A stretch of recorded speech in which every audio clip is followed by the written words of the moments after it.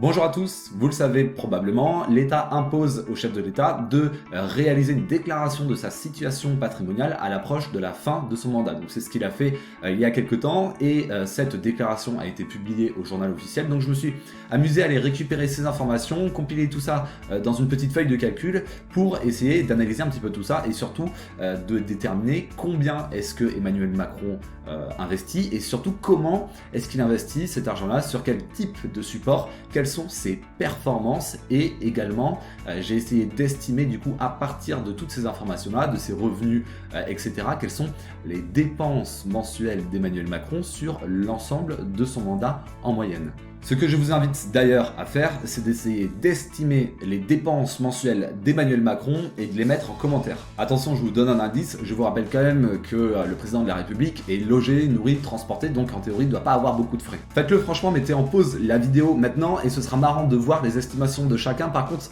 jouez le jeu, écrivez avant d'avoir consulté les commentaires des autres. Et enfin, petit disclaimer, avant de consulter toutes ces informations-là, ici ce que j'ai recherché à faire ressortir, ce sont les ordres de grandeur, d'accord? Dans les calculs que j'ai effectués, on n'est pas à l'euro près, on s'en fout. Ce qui nous intéresse, ce sont les ordres de grandeur. Et pour ceux qui se posent la question, ici non, je vous arrête, ce n'est pas une chaîne de politique, on parle d'investissement et plutôt d'investissement en bourse sur le long terme. Et c'est pour ça que d'ailleurs, je fais un focus sur les investissements, les placements d'Emmanuel Macron et les performances qui en résultent. Et c'est ça surtout qui va nous intéresser. Et si la thématique de la bourse vous intéresse, en fin de vidéo, je vous inviterai à aller consulter une vidéo bien plus complète sur comment se lancer en bourse. En attendant, c'est parti, faisons un plongeon dans la situation patrimoniale d'Emmanuel Macron. Alors qu'est-ce qu'on retrouve dans cette déclaration patrimoniale d'Emmanuel Macron? On retrouve donc différentes catégories, compte, assurance vie, immobilier, etc. Et ce qui est intéressant, c'est qu'on retrouve cette situation-là donc fin 2021, donc à la fin plutôt vers la fin de son mandat présidentiel, et puis également au début, donc c'est en mai 2017 qu'il avait fait la première déclaration, et donc on va pouvoir du coup comparer et observer les variations et donc déduire aussi les performances sur ces investissements financiers. La première catégorie, donc ce sont ses comptes et ses livrets d'épargne. Il a un compte courant joint avec Brigitte Macron, avec 167 000 € dessus fin 2021, et ce qui est intéressant, c'est qu'on voit qu'il avait quasiment 5 000 € de découvert aussi en 2017, donc je l'ai découvert, moi je suis pas sûr que mon banquier m'autoriserait ça. D'ailleurs, si Bastien tu vois cette vidéo, petite dédicace à toi. Bon, ensuite on retrouve ces différents livrets. Bon, ici rien de passionnant, il y a quand même quelque chose qui est assez notable, c'est ici vous voyez sur ces deux livrets, ces deux LDD, il a largement abondé a priori pendant son mandat, puisque ces deux LDD ont triplé de valeur, passant de 40 000 € globalement à 120 000 €. Voilà, donc ça ce sont des livrets fidélité, je savais même pas que ça existait, pour être honnête, il les a largement abondés, peut-être une opération coup de com' pour montrer qu'il est fidèle, un clin d'œil à François Hollande avec sa relation avec Julie Gaillet peut-être.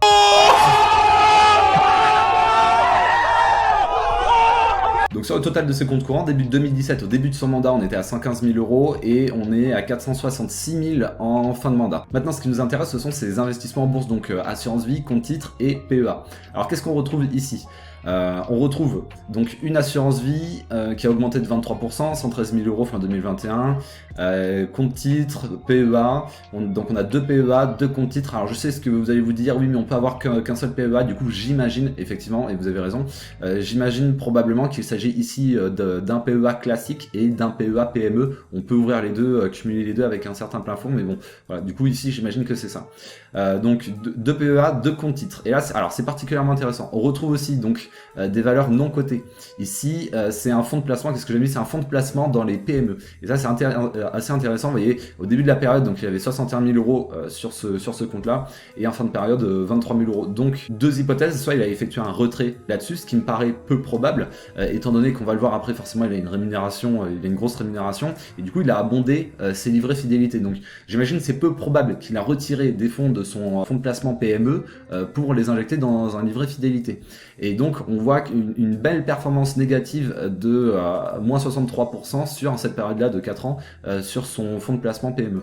Ensuite sur ces deux PEA, donc il a un PEA qui globalement est resté flat et l'autre PEA sur laquelle il a eu 8,3% de performance sur la période entière des 4 ans, sur la période entière de son mandat. Alors ici encore une fois deux possibilités, soit il n'a pas touché à son PEA et du coup c'est 8,3% de performance, et bien c'est sa performance sur l'entièreté de la période, soit il a effectué des retraits. Et de la même manière, il me semble peu probable qu'il ait effectué des retraits. Pourquoi faire, sachant qu'il a abondé ses différents livrets et que de toute façon il a de l'argent qui dort sur son compte courant joint. Donc ici en fait on peut observer quelque chose qui est hyper intéressant. Déjà dans un premier temps, les performances de ces investissements financiers sur cette période de 4 ans, elle est pourrie. Elle est clairement pourrie. Moins 5,8% sur l'ensemble de ces placements financiers sur une période de 4 ans. Si vous regardez les performances qu'ont réalisées les indices, que ce soit en Europe à travers le CAC 40, le Stock 600 ou aux États-Unis sur le S&P 500 ou le Russell 2000 ou même sur l'indice Global Monde, on est sur des ordres de grandeur qui n'ont rien à voir avec ça, qui sont déjà positifs et qui n'ont rien à voir avec ça. Donc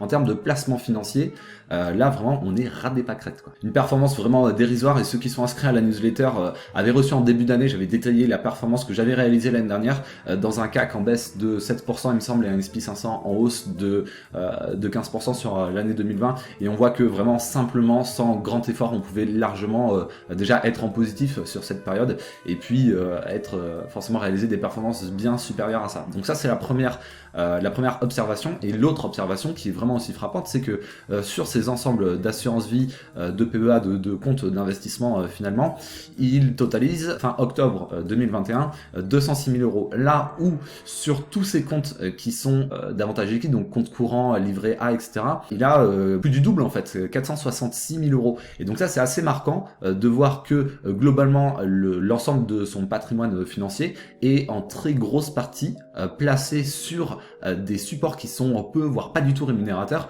et sur des supports qui sont potentiellement des supports financiers qui sont potentiellement beaucoup plus rémunérateurs. Et bien d'une part il a une partie qui est bien moindre, et d'autre part la performance elle est vraiment dérisoire, quoi. Bon, et enfin ce qu'on peut remarquer aussi par rapport à ces comptes et ces assurances vie, c'est que sur cette période de 4 ans, son patrimoine financier net a quand même globalement augmenté de 340 000 euros, ce qui est plutôt rassurant. Voilà, ensuite donc les revenus. Alors combien est-ce que Emmanuel Macron a gagné depuis 2017? Alors juste avant de faire ça, si vous ne l'avez pas mis en commentaire, donnez-moi votre estimation des dépenses mensuelles d'Emmanuel Macron. Moi je prends du temps pour faire ces calculs, je suis tout seul derrière mon ordi, alors s'il vous plaît jouez avec moi, me laissez pas tout seul. Donc ses revenus depuis 2017. Alors on a des revenus forcément donc qui sont liés à son mandat de président, donc un peu plus d'1 million d'euros sur la période de 4 ans, hein, c'est pas sur une année, ce sont pas des revenus annuels. Ensuite il a touché des droits d'auteur liés au livre qu'il avait écrit aussi, donc pour 280 000 euros depuis le début de son mandat, et là j'ai essayé de restreindre la période à mai 2017 jusqu'à fin octobre, c'est-à-dire qu'il a touché plus que ça sur son livre, mais ce sont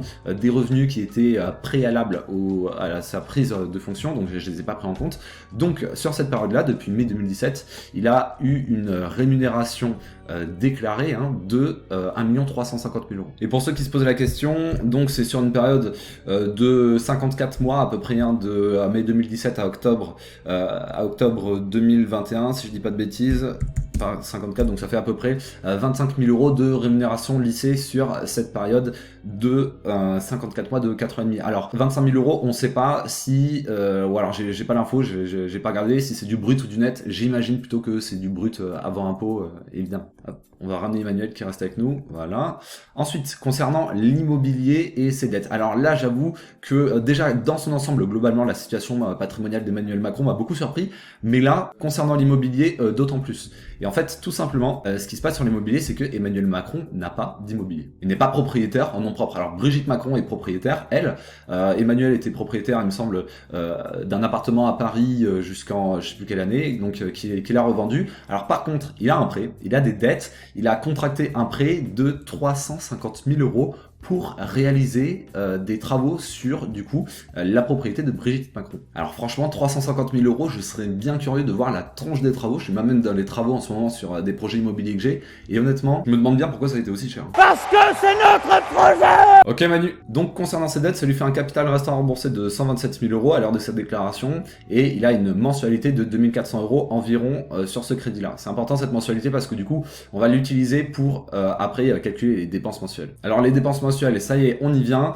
Comment est-ce que je les ai calculées? Donc j'ai pris l'ensemble de ses revenus sur la période de son mandat, auquel j'ai soustrait du coup la variation de son patrimoine, c'est-à-dire ces 340 000 euros là. Pourquoi? Parce que tout simplement, ici ce que je cherche c'est ce qu'il a dépensé et ce qu'il a épargné en abondance ces différents livrets. Évidemment, donc c'est de l'argent qu'il n'a pas dépensé, donc je l'ai retiré. Et puis j'ai également retiré 54 mensualités, donc c'est-à-dire 4 ans et demi de mensualité sur le crédit travaux qu'il rembourse aujourd'hui. Et ça nous donne un montant de suspense 16 000 euros, un peu plus de 16 000 euros mensuels. Alors ici, je sais pas si c'est avant ou après impôt, on n'a pas vraiment d'informations, mais honnêtement on s'en fout. Ce qu'on recherche ici, ce sont les ordres de grandeur. Et je trouve ça aussi assez intéressant, et honnêtement j'étais aussi assez étonné de trouver cet ordre de grandeur là, puisque eh bien, il est censé être quand même logé, nourri, transporté, etc. Et puis surtout je me dis, mais comment est-ce qu'il a le temps pour dépenser tout cet argent en fait. Franchement, ce nombre-là m'a rendu assez surpris. Je sais pas ce que vous en pensez, mais honnêtement, je m'attendais pas du tout à cet ordre de grandeur-là. Voilà, en conclusion, je me retrouve franchement bien étonné devant cette situation patrimoniale-là. Déjà, je m'attendais à des bien meilleures performances sur ses placements financiers, et puis surtout, je m'attendais aussi à ce qu'il lui ait commencé à constituer un patrimoine immobilier, ce qui n'est pas du tout le cas. Et c'est vrai que on pouvait s'attendre de la part d'un chef de l'État, surtout ancien banquier, qu'il ait des réflexes de constitution de patrimoine un petit peu plus élaborés que ça. Et c'est clair que là, on est loin du niveau de Trump ou même de Sarkozy qui avait un patrimoine bien plus élevé que lui. À votre place, je la ramènerais un peu moins. François Hollande avait lui aussi beaucoup d'immobilier, c'était d'ailleurs la grosse partie de son patrimoine. Alors peut-être qu'on découvrira des fraudes dans la déclaration d'Emmanuel Macron, j'en sais rien, ce sera pas la première fois qu'on découvre des fraudes au sein de la classe politique, ça c'est clair. Voilà un petit peu pour cette revue. Maintenant, moi, je vais aller voir vos commentaires pour voir ce qui était les plus proches de ces dépenses mensuelles. Je vous invite maintenant à jeter un œil dans la description aussi pour télécharger le guide pratique d'investissement value pour les débutants si vous commencez à investir en bourse. Vous pouvez également vous inscrire à la newsletter pour recevoir tous les 15 jours environ une analyse du contenu éducatif sur l'investissement en bourse sur le long terme, ou alors les dernières actions que je viens d'acheter. Et puis si vous êtes vraiment chaud, je vous mets une vignette qui va apparaître sur votre écran pour aller consulter une vidéo complète pour apprendre et se lancer dans l'investissement en bourse sur le long terme. Je vous dis à très bientôt, ciao.